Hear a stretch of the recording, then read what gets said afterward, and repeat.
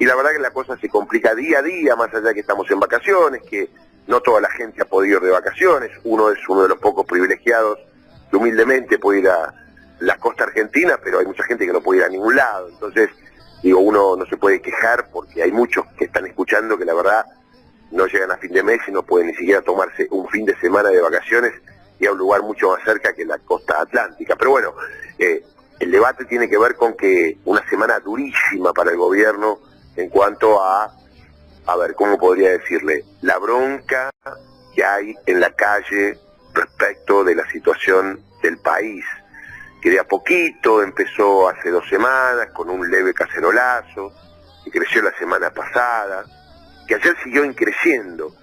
Es cierto que no es masivo totalmente, pero si uno ve el cacerolazo de ayer y lo compara con el de hace 21 días, la cosa va creciendo. Y a mí lo que me llamó la atención, un rato lo voy a comentar con Romina Calderaro, con Paula Marusic, la calentura que tiene la poca o mucha gente que va a protestar. El clima, hay gente que va muy violenta porque claro, no tiene luz y la tarifa de 6.000 pesos, se vienen los aumentos, y ¿sabe qué? Detrás de cada empresa donde hay aumentos hay alguien, amigo, socio, alguna antigüedad de una empresa en común, y esto todavía da más bronca, ¿no? Porque le estás pagando a gente que comparte directa o indirectamente el poder. El poder te aumenta las tarifas y los que cobran son amigos del poder. Entonces es como que da un poco de bronca, teniendo en cuenta también el tema salarial, de que obviamente no se va a empatar nunca más la situación de seguir esto así. Recordemos que ya se habla de un 30% de inflación por el año que viene y el año no empezó, o al menos con los índices de inflación, y que se habla para el mes de diciembre de 2,5% de inflación y lo tomamos como algo común, ¿no? La verdad que es terrible que se haya llegado casi al 48%, un poco más, en todo el año 2018, a un año o un poquito menos de elecciones. Uno pregunta qué va a presentar el gobierno como éxito para decir acompáñenme otro periodo más, porque es cierto, va a poner énfasis en la pesada herencia, entre comillas, pero cuando recibieron el país con la pesada herencia, la mayoría del pueblo argentino, por no decir todo, estaba en otra situación económica, mucho mejor. Obviamente no era la panacea, pero había trabajo, había consumo, había expectativa, había proyecto de vida, había un montón de cosas que ya no las hay. Entonces la pregunta es, ¿qué va a proponer el gobierno? Es decir, no hay hasta ahora una sola medida que pueda sostener que este proyecto, plan económico, mamarracho, como quiera llamarle, va a tener una continuidad que sirva para ayudar a los que menos tienen.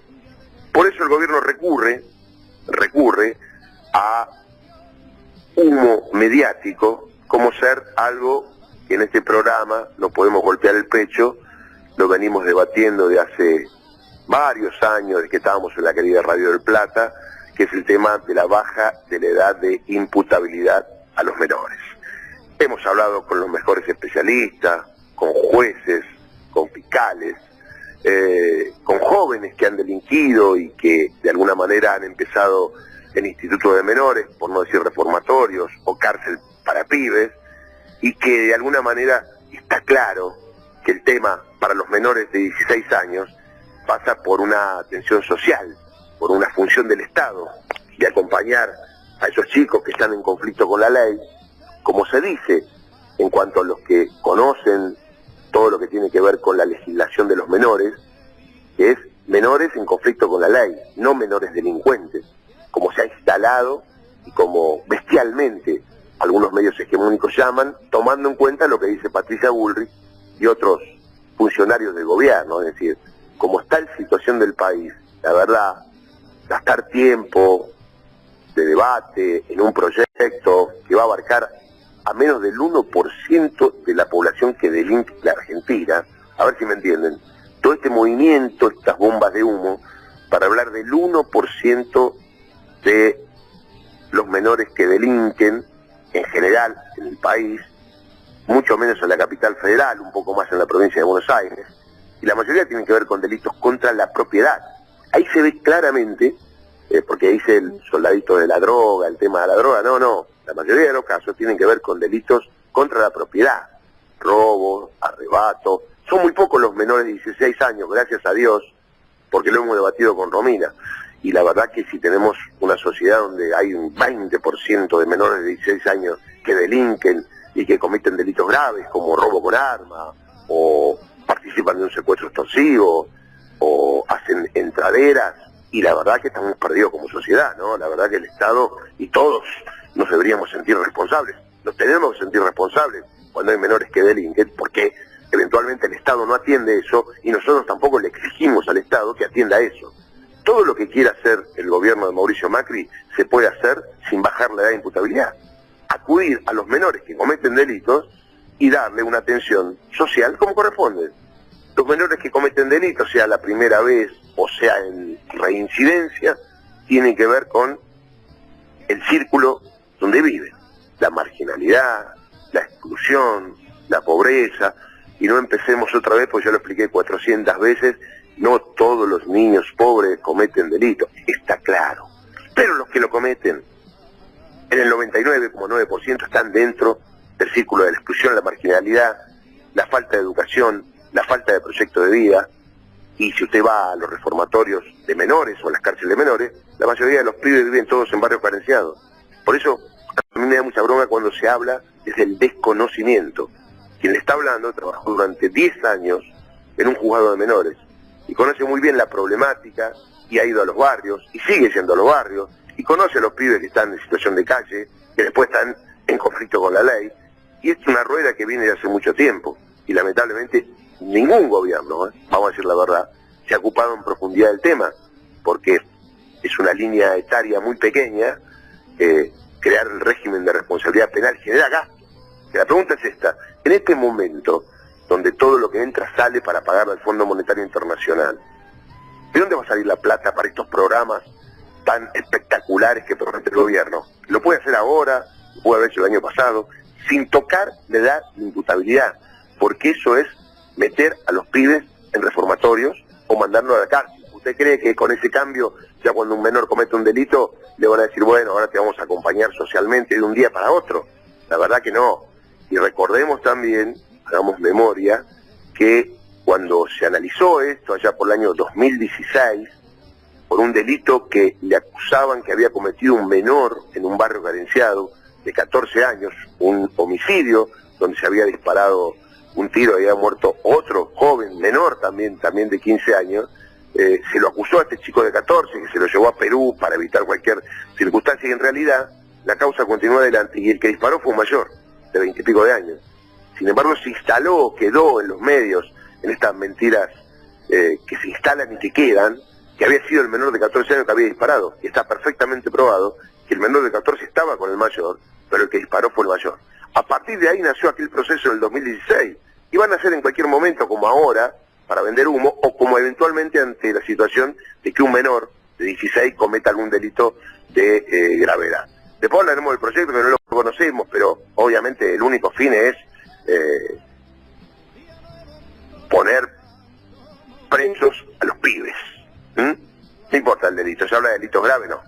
La verdad que hoy por hoy a los pibes los agarran, los detienen, y no es que no pasa nada, ya lo hemos explicado en el libro mío, Injusticia Mediática, el famoso mito de los menores que delinquen. A los menores que delinquen no les pasa nada, sí les pasa.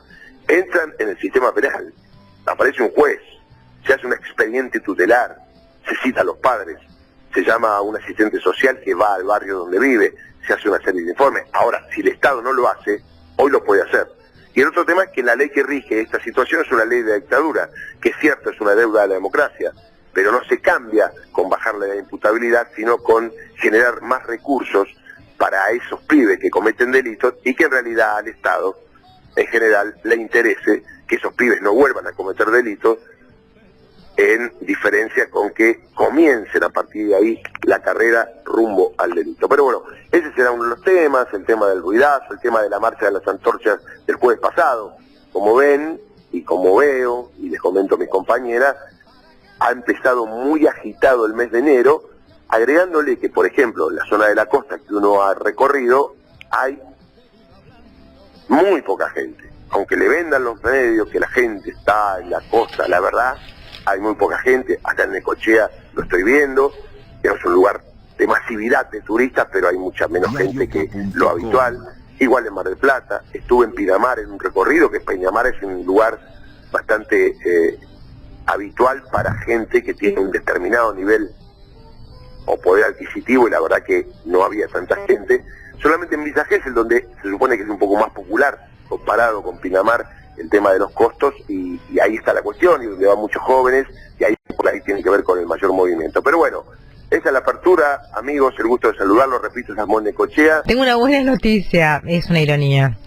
El saldo negativo de la SUBE pasó a 54 pesos, que me dice Paula que son 3 viajes mínimos, y lo presentan como una buena noticia, porque la tapa de página 12 hoy da cuenta del tarifazo sin respiro. Desde hoy el boleto mínimo, el colectivo pasa a 15 pesos y va a saltar a 18 en marzo. También suben los trenes y los peajes aumentan hasta un 35% para los autos y un 66% para las motos. No sé cómo hacemos para soportar esto, Darío. Lo único que intentan bajar en la Argentina seriamente es la edad de imputabilidad, el resto sube.